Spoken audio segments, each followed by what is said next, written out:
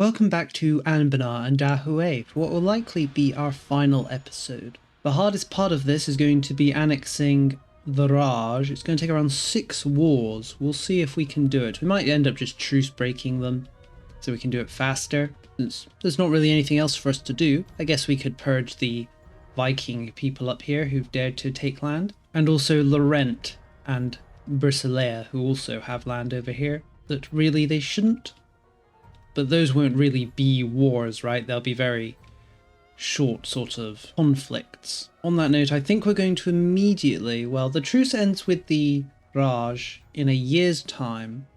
So we're going to bully the dwarves. They've dared to leave their mountain holds and take land that is rightfully ours. So we're going to punish them by, just attacking them. Shouldn't be a very hard war. They're not very strong. They don't have any allies.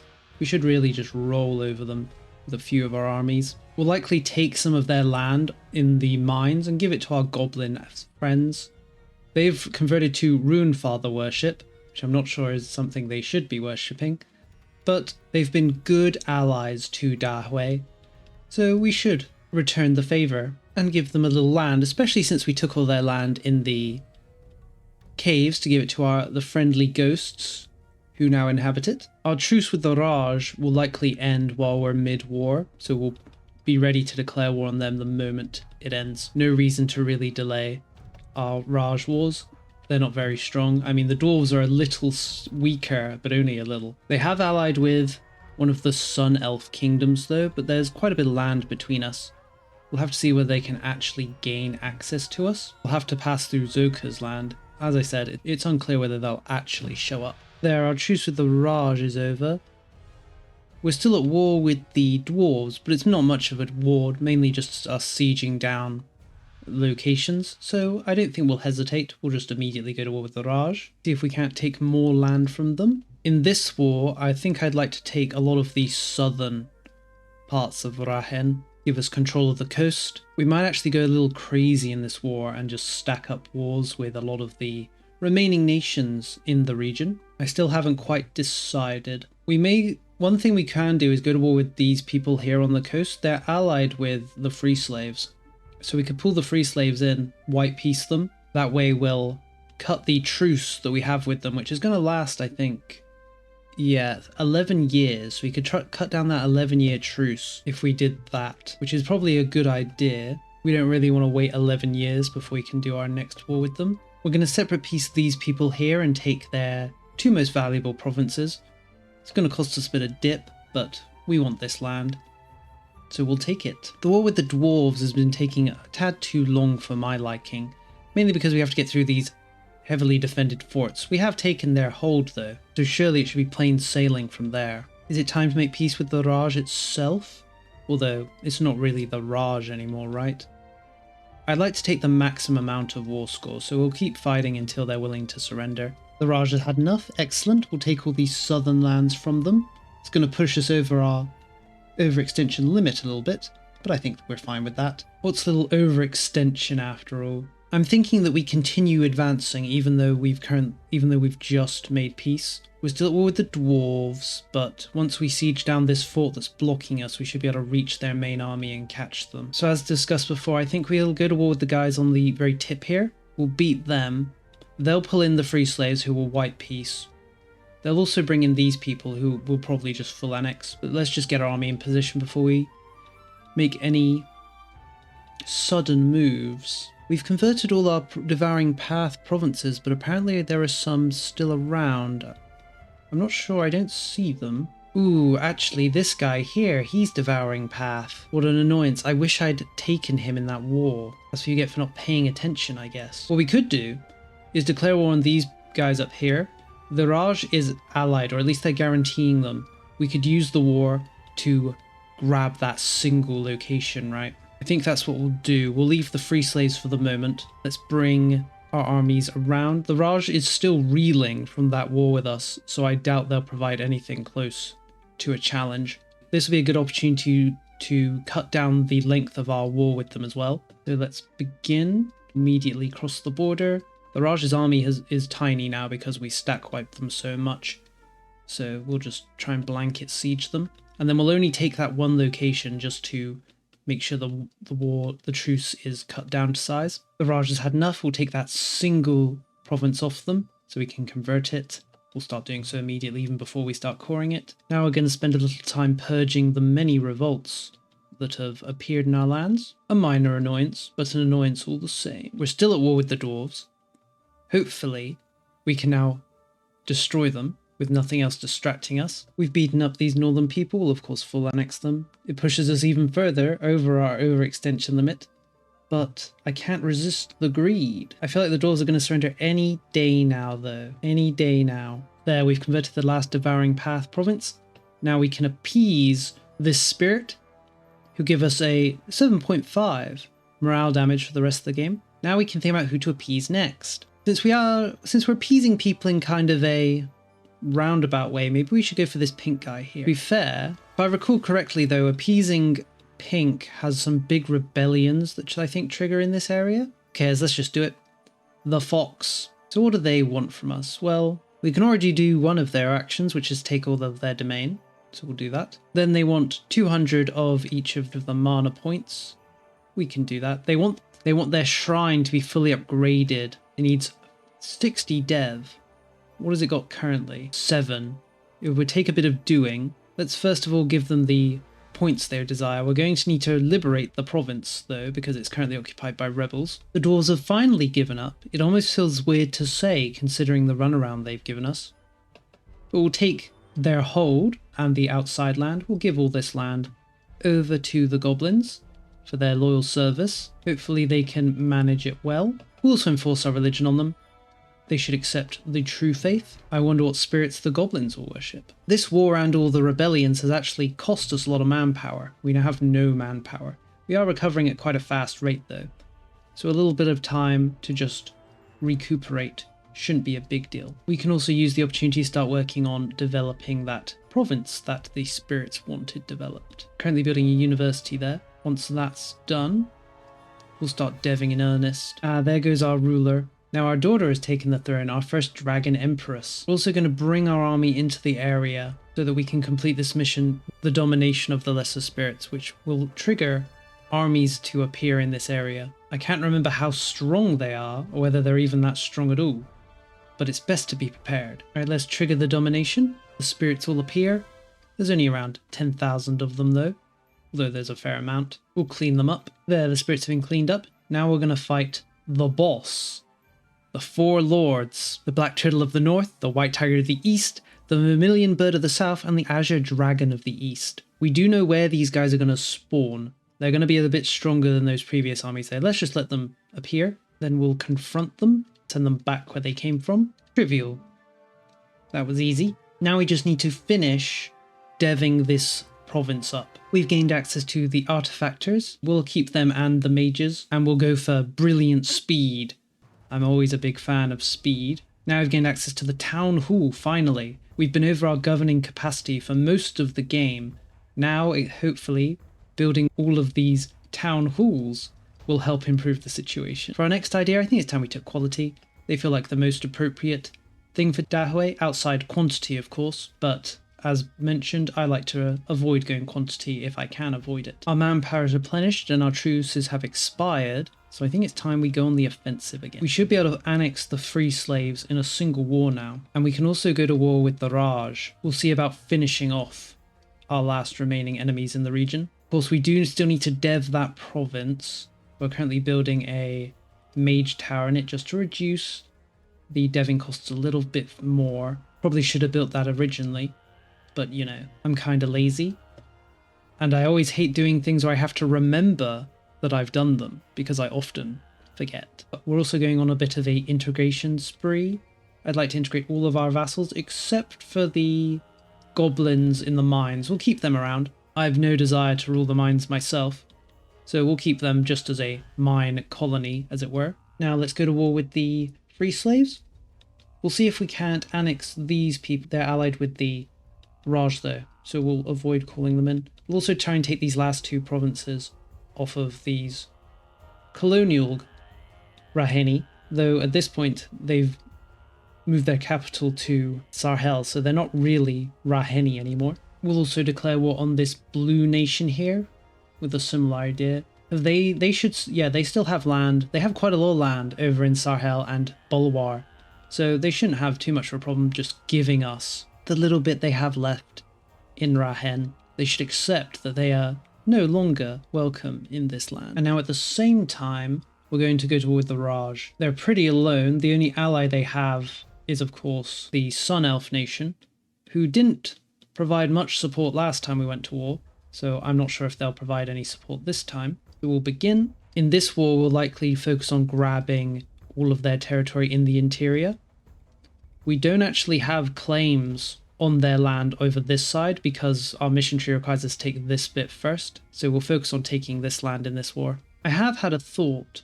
This tiny nation here is allied with the Raj. We could just full annex them right now. There's not much reason not to, except I'm thinking we white peace them, then we declare war on them in the future, pull in the Raj, who we'll likely have a long peace with due to this war, and then we can white peace the Raj for a shorter truce next time. So that's what we'll do. There goes our Empress. She didn't last very long. We're now at a regency for her son, who we didn't get to name unfortunately, so he's not called Jinju. What a travesty. Oh well, I'm sure we'll survive. We've pretty much finished both our wars, we're just waiting for the AIs to accept they're beaten. But we can wait, it's not like it's the end of the world if we wait a little. The problem with the Raj is their allies over in the Sun Elf kingdoms. Can we even, I don't think, we should be able to reach them actually. Yeah, we can reach them. Let's send a few armies over to siege them down. Hopefully end the conflict with them. And then we'll send some guys around to invade the lands in Sarhel. There go the free slaves. We'll hopefully never have to fight them ever again. Now there's very few enemies left for us in Rahen. We're just beating up these elves over here. We haven't even fought them. We're just sieging down their land. Their armies haven't showed up. Hopefully that siege of Bulwar itself was enough. Yep, they're out of here. Let's have them end their alliance with the Raj just so they don't cause trouble in the future. Let's go home. The Raj is now willing to surrender its land to us. That's done. We may have once again bit off more than we can chew, but I'm sure we can handle it. Alright, rebels pacified once again. I feel like I've killed more rebels than I have anyone else in this campaign. But maybe that's how it should be. Maybe that's what a Dahui campaign looks like. Oh, and just as I was talking, we've got, I believe, our last Yanified culture has spawned. The Imperial Flotilla, decked out with a pomp and verve expected for an Emperor Consort region, we are still in a regency after all, has plied its way up the Yan to tour the greatest libraries of North Rahen. Jian Ming has recently become something of a bookworm, and is eager to see the innumerable rolls of books, scrolls, manuscripts of all sorts, many dated back before the foundation of Bianfang was rooted into the earth. A very recent addition to each library he visited, however, was an official chapter house administrated by the Office of Integration. In them, scores of budding bureaucrats skilled in Raheni script and tongues spend their hours meticulously translating the texts into Yan, to be dispatched to the imperial presses in Zhaoming for printing and distributing to the itinerary, with appropriate censorship of course. One such text, a treaty on rulership written over 5 centuries ago, had piqued Zhaoming's interests in the first place. On the leisurely parade back to the pleasure boats, the Emperor Consort region's entourage is followed by joyous youths, throwing multicoloured flower petals at his feet. They shout words of praise and adulation in fluent Yan, with a novel lit and trill, sprinkled with unfamiliar words. The district chancellor informs him that these youths are the children of Yan Sheni newcomers and Raheni commoners, who were liberated from the so-called lower castes by right of intermarriage, and are now free to enjoy the prosperous life of corvée labour and military service of a Dahui citizen. Their dialect is called Lao Xian, the chancellor says, and is spoken by Dahui's Raheni subjects of all stations, from cowherds to scholars of high philosophy. Indeed, he is proven to be right. Several months later, when Zhao Ming sits on a meeting of the Cinnabar Lotus Society in Endhuvi and finds the dialect serving as a common vernacular for the scholars hailing from all corners, he is pleased to find a contingent of Ascendant scholars from Tianlao out-arguing a group of School of the Starry Eye, both sides engaging in Lao Xin. 2 months later, luxuriating in the ruby gardens of Parusad Bohola, surrounded by Rahani elite clad in silks from the Yanhe, his ears are again graced by this new dialect, as vibrant and bright as the land from which it came. Intriguing, pass me the book. So this will lead to all of our Yan in, I believe, the entire Raheni, well, not the entire Raheni region, but the Raheni coast, Rakadesh, and Bujat will all become, I believe, this new culture. Yes, there you can see them. Ironically, we haven't spread many Yan in this region. The main people we've been spreading are the Serene Haramari. Since there's so many Haramari provinces, most of the conversions have been of them so far. We've also finished building up that shrine, and so we can now appease this. This is actually a maximum level appeasement because we've done all of their quests. Now, who should we go for next? I guess we could go for anyone we want. Maybe we should continue working down like we have been. We'll go for the Phoenix that inhabits the lands here. I believe we have to find him first, though. Yes, we need to go on a quest to find him. It's going to take a little while, so I guess we'll just wait for that. In the meantime, is it time for us to go back to war with the Raj? We could wait for imperialism. We only need 200 or so dip, and then we could embrace imperialism, which would let us take more land faster. Although we still have the truce with the Raj. Let's do that thing I was talking about before, where we'll declare war on that tiny nation. We'll call the Raj in, then we'll white peace the Raj while annexing the tiny nation, which will reduce the truce down with them. There goes the Raj, just peace them out. The free slaves have joined in this war, and they may cause it to last a little long. I don't think we can reach... I mean, I guess we could sail across. There's nothing stopping us doing things that way. Bring our army into position. Ah, we finally found the peacock. Now we can begin appeasing him. He wants 3,000 money. We've already done that, so there you go, 3,000 money. He wants us to grant some privileges. We could do that. We found him, obviously, so that's another. He wants us to have a very large amount of money. Probably not going to do that one. He wants us to trade in gems as well. Probably not going to do that one either. We'll give out the privileges he wants, and then I guess we'll appease him straight up. No reason to continue.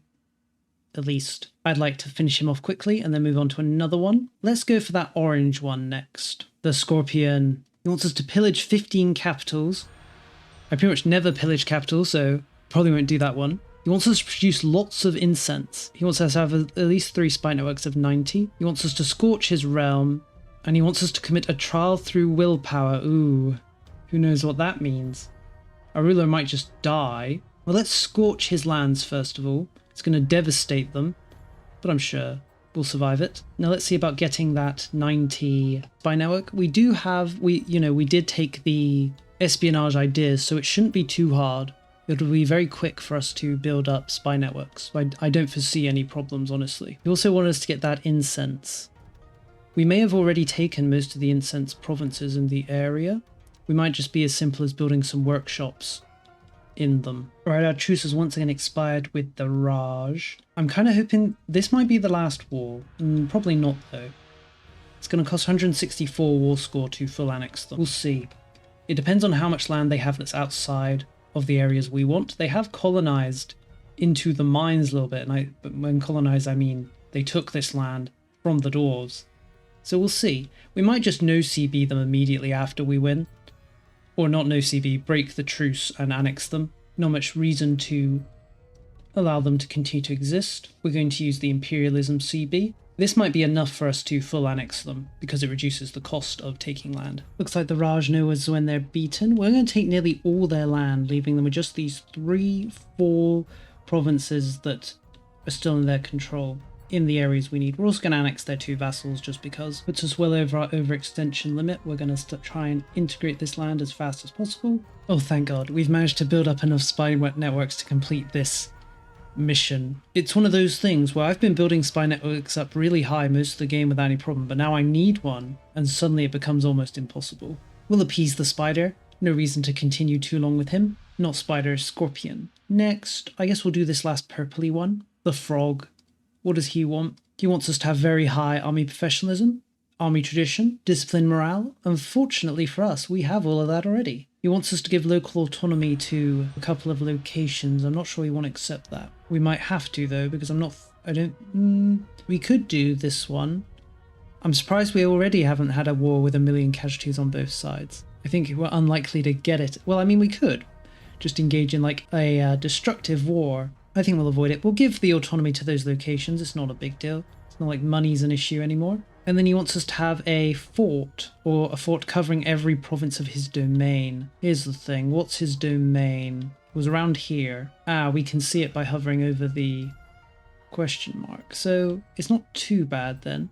We already have quite a few forts around. Maybe let's just build a fort in every province. Just don't even think about it. We build a fort in every province we can build one. Surely we'll have completed the objective. Did they have to be the max level of fort? Oh no, yeah they do. Every fort has to be up to date. I don't like that. Let me just cancel all these then. Now let's do it again with up-to-date forts. I think I am going to truce break with the Raj. I just want to take their final location, finish them off fully. We're going to lose 3 stab, but I'm not that bothered. We're probably not going to have any more revolts from after this point because we've conquered everything we need to, except for a few miscellaneous locations. So we're unlikely to see a large-scale rebellion against us, and even if we do, we'll just crush them, right? We're also going to declare war on the last 2 nations that are independent in the region. We should be able to annex them in one war with them both together. See about that. And with that, the Raj is driven from the region. They are still alive. They have this province here still under their control. They're still in the mines, though they might not be there for long now.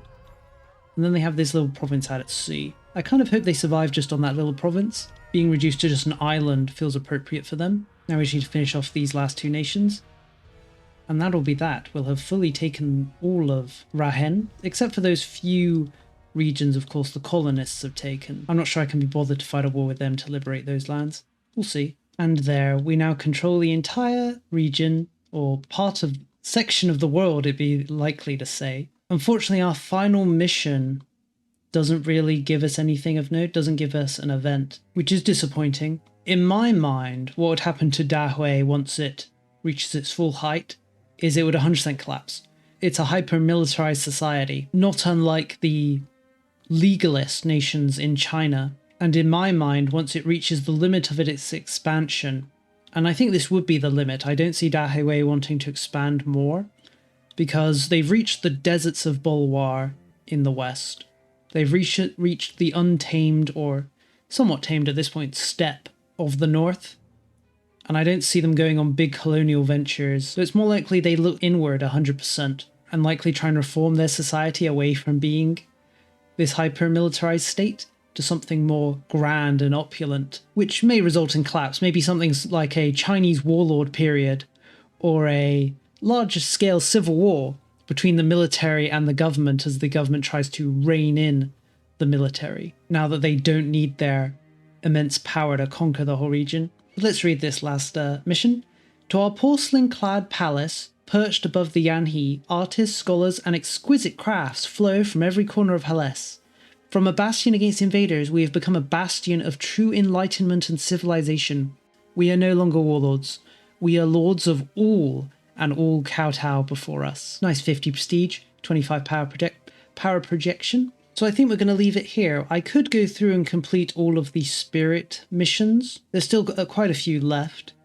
To be fair though, this wasn't intended to be a spirit-focused campaign. We were just going to ally with Yanhe. And a part of me doesn't see Dahui actually going through and appeasing all the spirits. Just Yanhe feels like the one they would appease. All the others, they'd probably just want to kill them, or at bare minimum tolerate their existence. There is another nation that's heavily focused towards appeasing the spirits in Yanshen, but that nation will be played another time. Next, I've gotten a hankering to play the third Odyssey for EU4, so maybe I will. The new patch for Anbennar has been delayed, but I'm not sure I have enough time to do another campaign before it releases. I suppose we'll see. I think I'll do that third Odyssey campaign. I assume the patch will be released by the time that's finished, and then we'll likely play a new patch nation. I haven't decided who to play yet, but I hope you enjoyed this campaign, or found it at least a little bit entertaining. For now though, this is the end of our campaign, and goodbye to Dahui, and I'll hopefully see you next time.